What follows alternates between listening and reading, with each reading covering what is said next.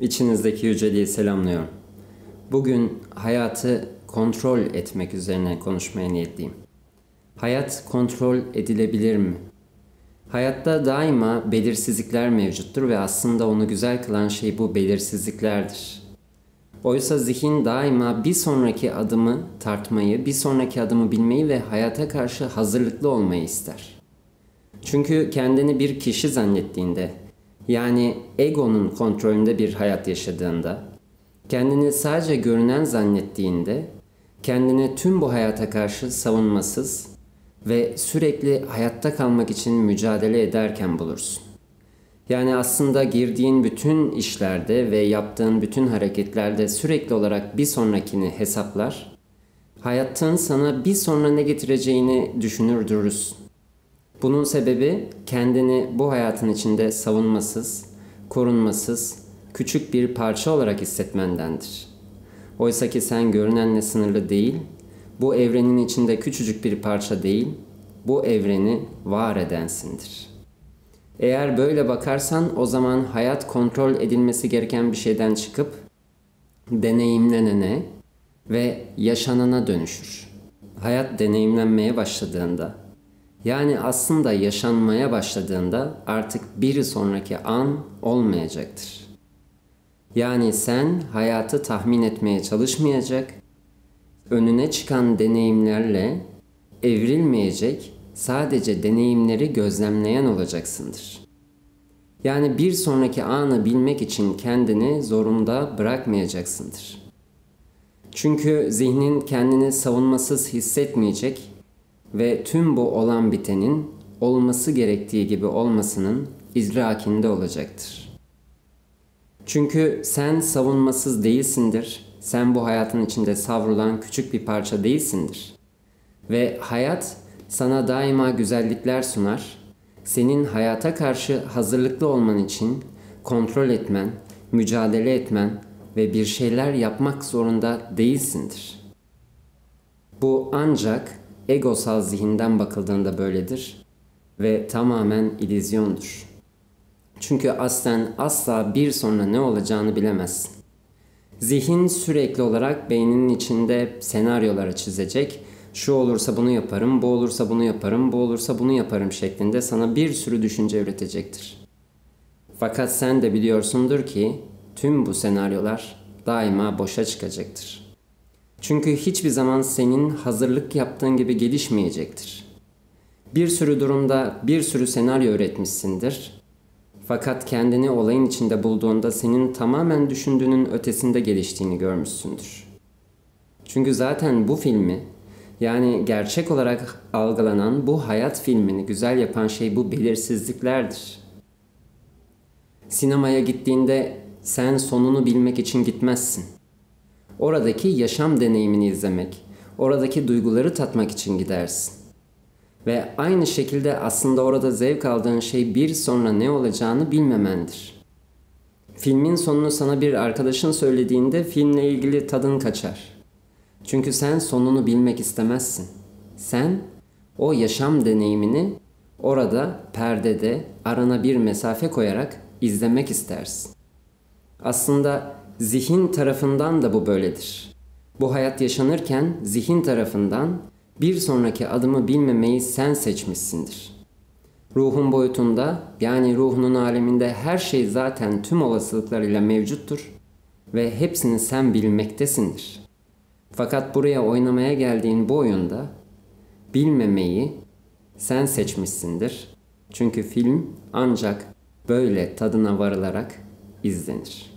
Tüm bu oyunu senin ruhunun sevgiyle var ettiğini bilirsen ve kendini sonlu olarak düşünmeyi bırakırsan, o zaman hayatın sana getireceklerinden de korkmamaya başlarsın. Ve hayatın sana getireceklerinden korkmayı bıraktığında, işte o halde hayata bir güven belirecektir. Hayata güven demek, kendi içindeki o sınırsız öze güvenmek demektir. Ve kendi içindeki o sınırsız öze, o yaratıcı, sonsuz kaynağa güvendiğinde, işte ona olan sevgin de parıldamaya başlayacaktır. Yani aslında kendine olan sevgin parıldamaya başlayacaktır. Artık hayat senin için kontrol edilmesi gereken, savaşılması gereken bir şey olmaktan çıkacak, gözlemlenen haline gelecektir. Ve artık senin için hayatın tadı var olacaktır. Korkmayacaksındır, kaçmayacaksındır, savaşmayacaksındır. Bir şey yapmak zorunda hissetmeyeceksindir. Çünkü bu mücadeleden doğan bir şey yapmak zorunda olduğuna dair inanç seni bir hapishaneye sokacaktır. İllüzyonsu, parmaklıklarını kendin koyduğun bir hapishane. Bu hayatta hiçbir şey yapmak zorunda değilsindir. Bu tamamen bir yanılsamadır. Ve zihin tarafından, egosal zihin tarafından yaratılmıştır. Kendini bir şeyler yapmak zorunda hissettiğinde zaten olacak olan, zaten yapılacak olanı bile yapamıyor halde bulursun. Çünkü sen her neyi zorunda hissedersen bu ruhuna koyulmuş bir hapishanedir. Ve ruhun bu hapishanenin parmaklıklarını kırmak için sana bunu yaptırmayacaktır. Her neyin zorunda hissedersen bu hayatı deneyimlemek ve eğlenmek için geldiğini hatırlaman için o yapacağın şeyi bile yapamaz olursun. Burada da iki seçenek vardır. Ya kendini özgür bırakırsın ve zorunda hissetmeyi bırakırsın, ya da yine egosal zihinden bakıp kendini yapamadıklarınla ilgili suçlar konuma sokabilirsin. Yani suçluluk duygusunu yaşıyor olabilirsin. Ve eğer kendini suçlar isen bu kendi içinde artan bir girdap yaratacaktır. Çünkü suçluluk en ağır ve en yorucu duygulardan biridir. Fakat özünde o da bir illüzyondur. Çünkü suçlanacak hiçbir şey yoktur. Olması gereken her zaman en mükemmel şekliyle, en uygun şekliyle tam da olması gerektiği gibi olmaktadır. Senin yapacağın tüm suçlamaları bırakmak ve kendinde bir şeyleri zorunda hissetmeyi bırakmaktır. Yapacağın yeni bir şey yoktur. Bunun üstüne örttüğün bu suçluluk ve zorundalık gibi şeyleri kaldırdığında, yani aslında bıraktığında yapılacak olan senin tarafından kolaylıkla yapılacaktır. Ve böylesine bir yapma halinde sen yapan değil, o yapış halinin kendisi olursun. Yani o eylemin kendisi olursun. Orada artık olma hali vardır. Bir şeyi yapan, bir şeyi iten, bir şeyi zorlayan biri yoktur artık. O tamamen buharlaşmıştır. Ve o senin üzerinde bir yüktür. O senin sırtında taşıdığın ağır ve gereksiz bir çantadır. Ve çantayı bırakmak kadar kolaydır.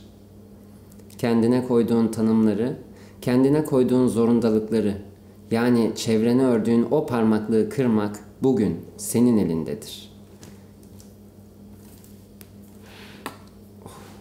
Her şey sensin dendiğinde ve tüm bu hayatı sen yaratıyorsun dendiğinde, o halde bu duyguyu ve bu hakikati aslında yine zihin, yine ego sahiplenmek ister. Ve egonun bunu sahiplenmesine izin verirsen, yani her şeyi yaratanın sadece bu zihin olduğunu ve yaratmak için yine bu dünyanın gerçekliğine inanıp bu dünyada istediklerimi ben yaratabiliyorsam o zaman şimdi de bunları yaratıyorum diye bir kontrol etme çabası yine büyük bir sorumluluk ve büyük bir stres yaratacaktır. Yine işte bu zorundalık hale gelecektir.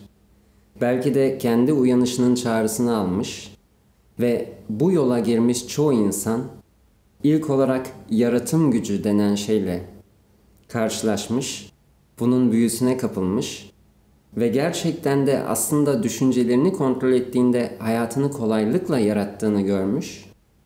Fakat bu yine egosal zihin tarafından sahiplenilmiş ve bu bile bir strese dönüşmüş olabilir. Çoğu insanda bu gözlemlenir.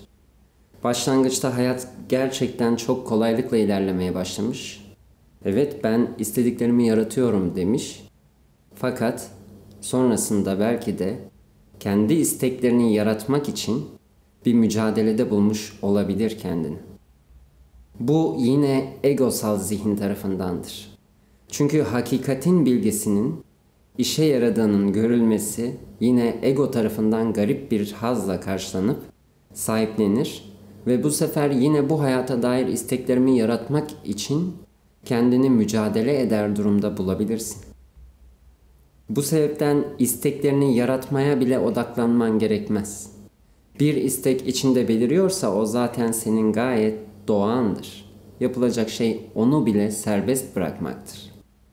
Yaratmayı kontrol etmek kendi içinde bir illüzyon yaratır ve yaratımın önündeki bir engel olacaktır. Çünkü bu hayat sadece bir zihne sığmaz ve sadece zihinler tarafından kontrol edilmez. Eğer sadece zihinler tarafından kontrol edilseydi, yani sadece farklı egolar olarak algılanan, aslında illüzyon olan o egonun yaratımlarıyla işleseydi, tüm evrende kaos olurdu. Oysa her şey yüce, yaradan tarafından kontrol edilmektedir. Senin ruhun tarafından kontrol edilmektedir. Ama bu kontrol, zihnin yapısıyla algılanan bir kontrol değildir. Bu her şeyin birbirine örülü olduğu ve her şeyin sevgiye hizmet ettiği bir kontroldür. Ve o bir zihne sığmayacaktır. Bu sebepten yaratımı kontrol etmeye çalışmak bile, yani ben kendi gerçekliğimi yaratacağım diye mücadele etmek bile bir ego ürünü olacaktır. Senin yapacağın şey, kalbindeki sevgiyi görüp, isteğin kalbinden mi, egondan mı geldiğine bakmaktır. Ondan sonra zaten var olacak olan var olacaktır. Yaratım demek, hayatı kontrol etmek ya da kontrol edebildiğine dair bir gücünün olması demek değildir. Bazı şeyler yaşanması gerektiği için yaşanır. Çünkü senin zihnin bir şeyi delicesine isteyebilir ama ruhunun tekamülü için başka bir şey daha hayırlı olabilir. Senin yapacağın olan isteğe, içinde beliren isteğe izin vermektir. Fakat yine bunu kontrolsüz, hayatı kontrol etmeye çalışmadan yapmaktır. Hayatın tüm belirsizliğine güvenle içine akmaktır. Kendini bu hayatın akışına bırakmaktır. Eğer yaprak kendini rüzgardan ayrı zannederse, bu hayatta savrulduğunu hissedebilir. Kontrolün elinde olmadığını hissedebilir. Fakat yaprak, rüzgarla bir olduğunu bilir ise, hepsinin içindeki özün aynı olduğunu, görünenin sadece şekil farklılığı olduğunu bilirse, o rüzgarın onu gideceği yere kendi mücadelesinden çok daha kolay bir şekilde götüreceğini bilir. Ve bu halde bir savrulma yaşanmaz. Bu halde bir mücadele yaşanmaz. Yaprak sadece kendini rüzgara bırakır. Yani rüzgara güvenir ve rüzgar onu götüreceği yere kolaylıkla ve huzurla götürür. Bir yaprağın kendi mücadelesiyle bir yere gitmesi mümkün değildir.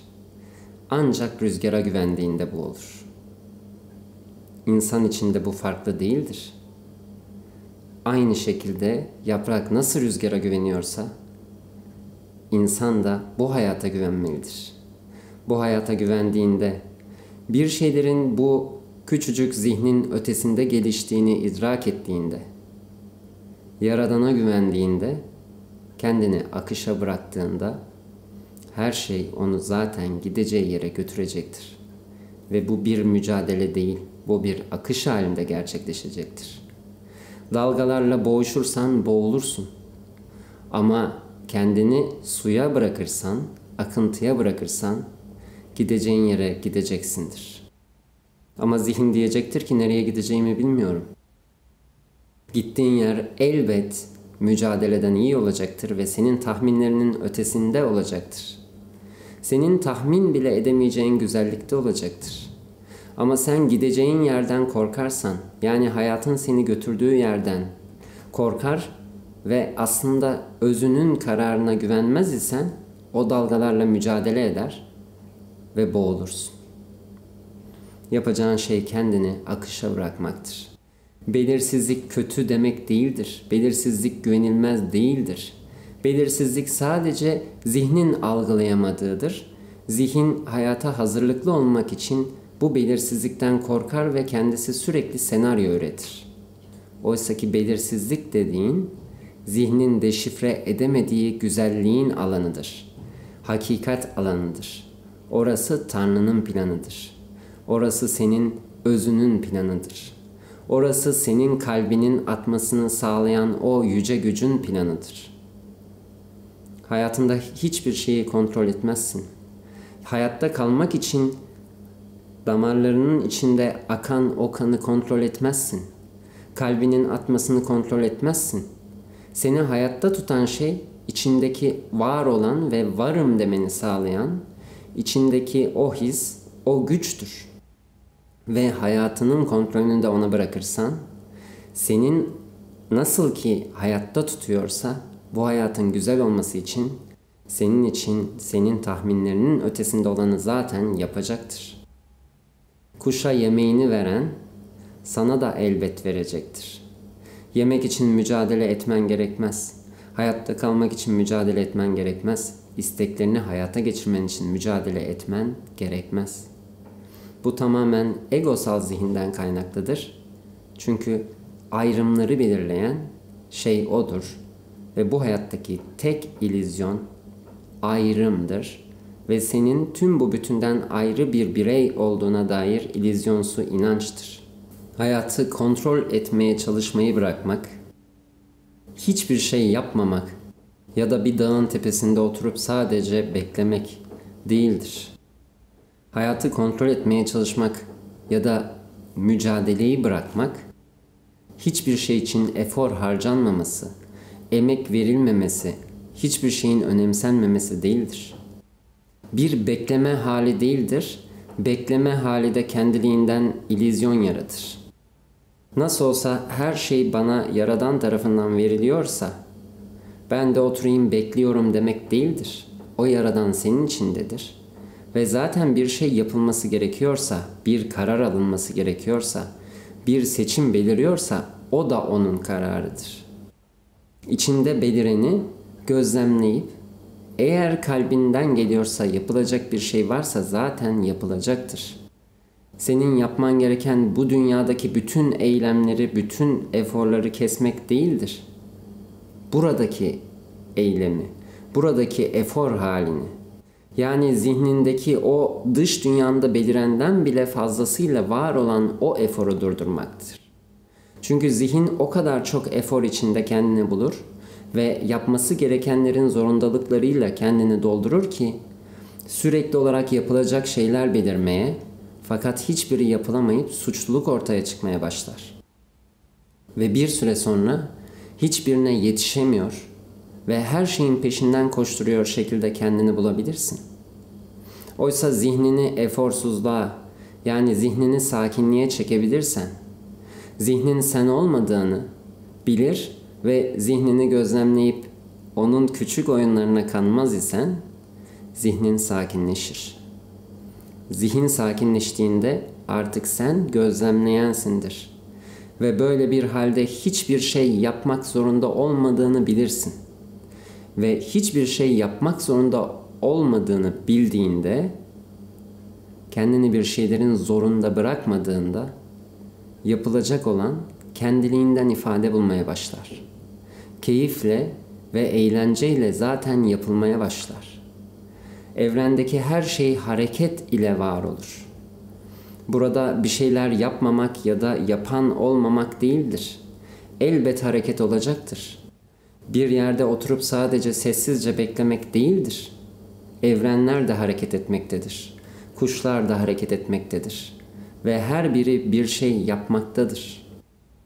Ama bu yapma hali kendiliğinden olan şeklinde ortaya çıkar. Burada bir yapan yoktur. Kuş uçarken uçuyorum, uçuyorum, evet uçuyorum demek zorunda değildir. Ya da kendini uçmalıyım derken düşünceler içinde de boğmamaktadır. Orada sadece bir uçuş hali vardır. Eğer sen de kendini bir şeyler zorunda hissetmeyi bırakırsan, Yani aslında hiçbir şey yapmana gerek olmadığını anlarsan, yapılacak olan kendiliğinden ortaya çıkar. Bu hayat komiktir. İkilemlerle ilerler. Yapmak zorunda olmadığını keşfettiğinde yapacak olduğun zaten ortaya çıkacaktır. Bilmediğini kabul ettiğinde aslında bilginin kendisi parlayacaktır. Bir şeyi bıraktığında o senin önüne serilecektir. Yani aslında daima hem o hem bu şeklinde ilerleyecektir. Çünkü tamamen senin her şeyin illüzyon olduğunu ve senin tüm bu görünen illüzyonun ötesinde olduğunu fark etmen için böyle kurgulanmıştır. Her neyi bırakırsan senin önüne serilecektir. Çünkü sana demektedir ki görünen gerçek değildir. Buna tutunmayı bırak ve sen buna tutunmayı bıraktığında o görünen seninle var olan haline dönüşecektir. Ama sen bir şeyin gerçekliğine tutunduğunda o senden sürekli kaçacak ve senin varlık alanında varlık bulmayacaktır. Çünkü artık senin ruhun niyet etmiştir ve senin ruhunun kararıyla bu gerçekliğin gerçek olmadığını idrak edebilmen için, artık bu gerçekliğe tutunmaman için her neye sıkı sıkı sarılırsan o senden kaçacaktır. Sen nasıl bırakırsan o zaman önünde var olacaktır. Seninle var olacaktır. Yapma eylemi de budur. Hayatın içinde bulunma da budur. Sen hayatın gerçekliğine tutunmayı bırakırsan hayata daha çok dahil olduğunu hissedersin. Çünkü yaşamaya başlarsın. Hayatı kontrol etmeye çalışmayı bıraktığında hayat seninle mücadele eden olmaz ya da hayat senden kaçışan olmaz ya da senin koşturduğun, kovaladığın bir şey olmaz. İçinde kendini bir şeylere yetişmek zorunda bulmazsın. Hayata kontrol etmeyi, çalışmayı bıraktığında da hayat daha kontrol edilebilir olur. Ama belirsizlik hiçbir zaman yok olmayacak ama senin için korkulacak bir alan olmayacaktır. Çünkü belirsizlik korkulacak yer değil, orası sevgiyle var olandır. Sadece senin ondan korkmamanı ve o belirsizliğin mucizelerine izin vermeni beklemektedir. Hepinizi çok seviyorum. Her şey kalbinizin isteklerine göre şekillensin. Sevgiler.